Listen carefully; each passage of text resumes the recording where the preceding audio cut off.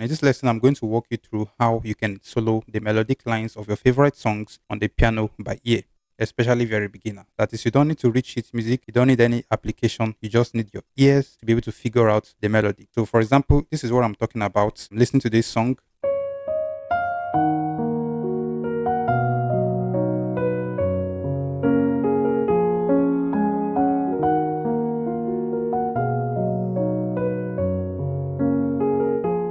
So you can see I was able to play the melodic line of this popular song on the piano by ear without reading sheet music. This was one of my greatest questions as a beginner, and in this video I'm going to walk you through how you can equally achieve this. Now, just before getting started with the video, there's one very important point I want to emphasize.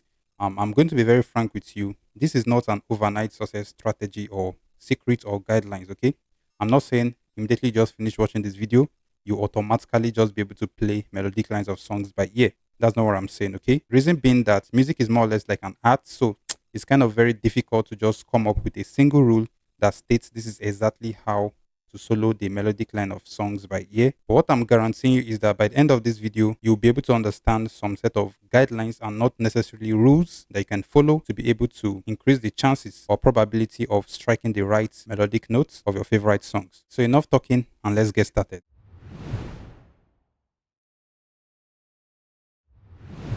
Now, the first step is actually where you familiarize yourself with the scale of the key of that particular song, okay?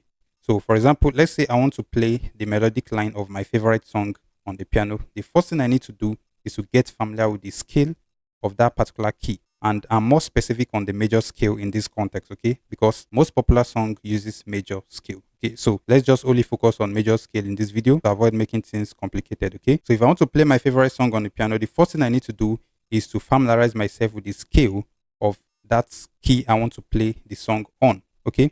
Or maybe if I'm listening to the song maybe on television or radio, I need to find the key of that particular song first. That's the first step. And then familiarize myself with the scale of that particular key. Now, the reason why this step is very important is because it helps you to kind of narrow down the options of notes that we are kind of interested in, okay? So, for example, you just come to the piano for the first time. You see the piano is made up of a whole lot of keys. Can't you see them? About 88 keys or thereabouts, composed of white and black keys. So the options of note are actually so much that it's very difficult to just try to figure out which exact notes we are going to strike. So knowing the scale of the key of that particular song, we kind of help to narrow down the options of notes we have, okay? So instead of thinking about 88 keys on the piano, we are just going to be thinking about maybe 7 keys or thereabouts, okay? So let me practicalize this so that you understand what I'm saying. So for example, let's say I want to play my favorite song on the piano. Let me say I want to play the song in the key of G. So this is the G major scale, which is this. So this set of notes, this 7 group of notes, that is. So you see this group of notes I'm holding across all octaves. These are the notes we are going to be interested in from all the notes on the piano, okay? I just hope you understand what I'm saying. And remember, this is across all octaves, okay? Because these are the group of notes that the melodic line are going to fall under, okay? So that's why it's very important to familiarize yourself with the scale. So the same thing applies to any key. Whatever key you want to play the melody of that particular song on, familiarize yourself with the scale of that particular key.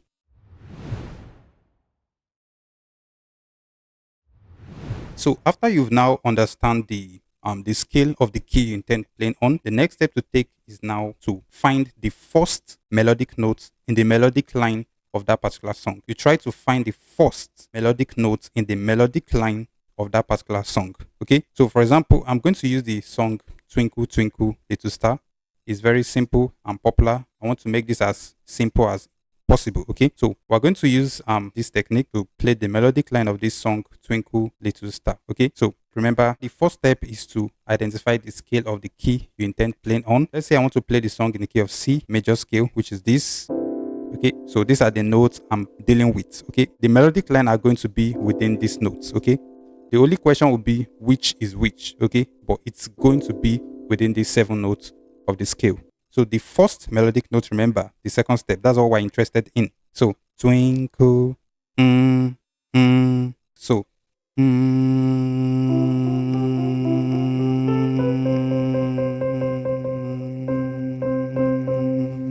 this is it.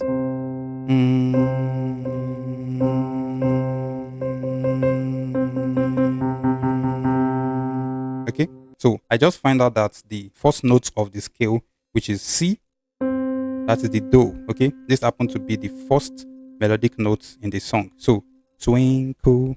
Okay, so this is it. Remember, I just hummed it and tried to find it on the piano. Okay, so I just use my ears, and the note that matches what I'm humming is what I picked. So this is the first melodic note in the song. So we found the first melodic note. Okay, twinkle. Okay, so now you can see I just use the second step to find the first melodic note in the song. So you can also do this for any other song. It's the same process. Just hum the first melodic note and try to find it within the notes of the scale. Okay.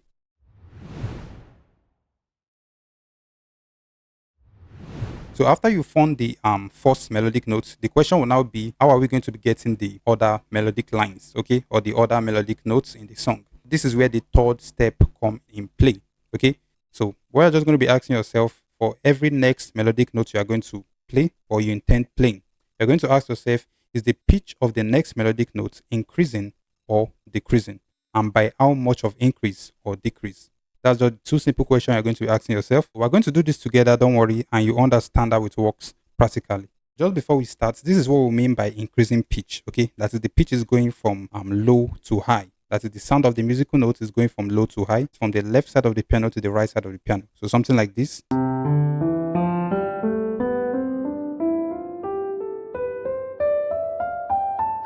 And this is what we mean by decreasing pitch. That is,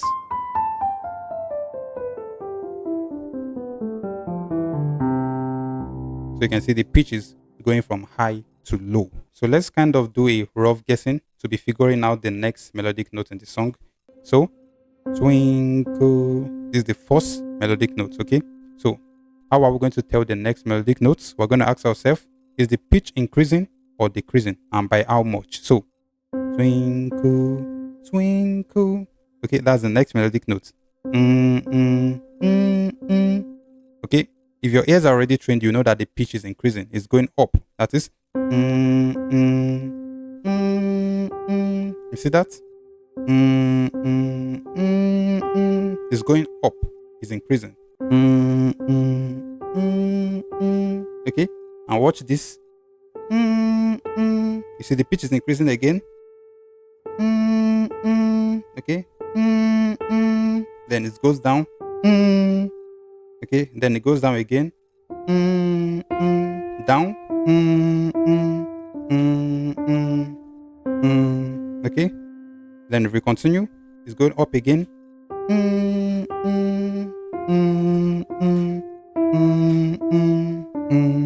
Okay, then up. Down. You see that? You see what I'm just doing? I'm just using the concept of relative pitch. That is, asking myself, is the pitch increasing or decreasing? And that alone will just kind of help increase the possibility or the probability of striking the right melodic note. Okay, now I know this might not be able to help you 100% of the time to strike the right melodic note, but just knowing this or using this concept will help increase the chances of you striking the right melodic notes. Actually, I don't think there's any rule that just states this is exactly how to get the next note. Okay, it's just this concept, it's just this idea you're going to be using to just help increase the chances of you striking the right melodic notes. Now, even if you don't take away anything from this video, the most important thing you need to understand is that this is actually practical. Okay, it's not something that you just develop overnight. It's something you need to keep doing.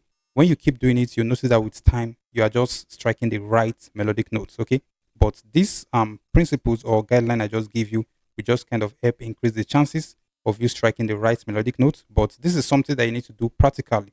It comes with time. You need to keep doing it over and over. You need to keep making mistakes, striking the wrong notes, and you'll notice that your ears will naturally take you to the right melodic notes. Okay, so this is all I have for you in this video. I just hope you learn one or two things, and if you find value from the video, like and subscribe, and we'll see you in our next video.